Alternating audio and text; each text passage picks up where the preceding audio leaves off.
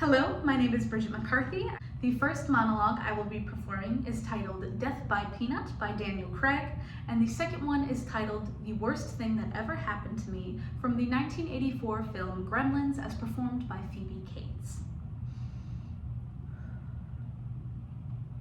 Yes, all right, I did it. You found me out.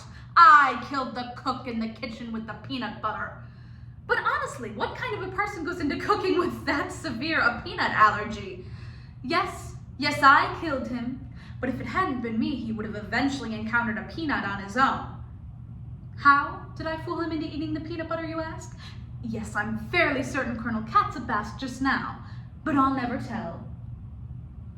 All right, I'll tell, if he insists.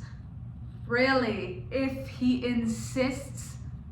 Oh, don't be a dip and just insist, Colonel. Everyone's waiting for you to. Great!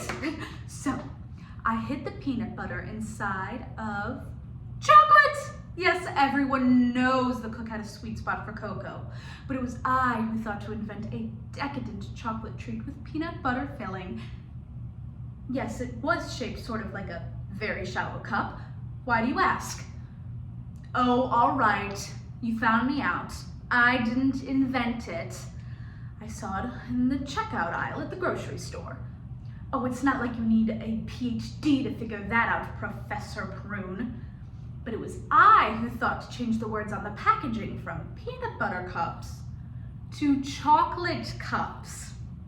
In fact, I sent a copy of the wrapper I made to the company because it's really rather confusing calling them peanut butter cups when really the chocolate part is more of the cup part. Yes, I purchased the murder weapon in the impulse buy section at the checkout, but I assure you, the murder was perfectly premeditated. And by premeditated, I mean I meditated beforehand. I closed my eyes and imagined myself filled with light and the cook filled with peanut butter. It was very soothing since really the whole killing someone thing is not very zen. You see, I'm not the kind of woman who would, why, if that cook wasn't planning on exposing our love affair to the world, ruining my husband's political career and my marriage. Yes, that's right, you heard me. The cook was my lover, my paramour.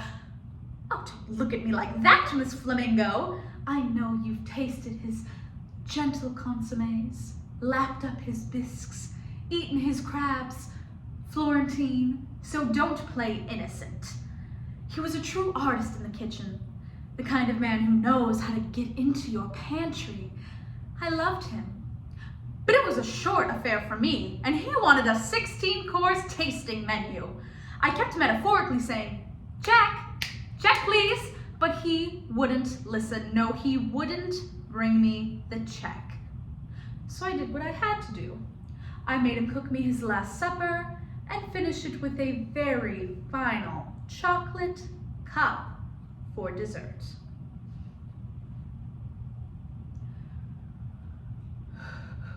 The worst thing that ever happened to me was on Christmas. Oh, God, it was so horrible. It was Christmas Eve. I was 9 years old. Me and Mom were decorating the Christmas tree, waiting for Dad to come home. A couple hours went by, Dad still wasn't home, so Mom called the office. No answer. Christmas Day came and went. Still nothing. The police started a search. 4, 5 days went by, we couldn't eat or sleep, everything was falling apart.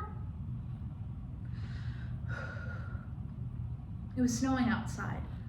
The house was freezing, so I went to try to light up the fireplace, and that's when I noticed the smell.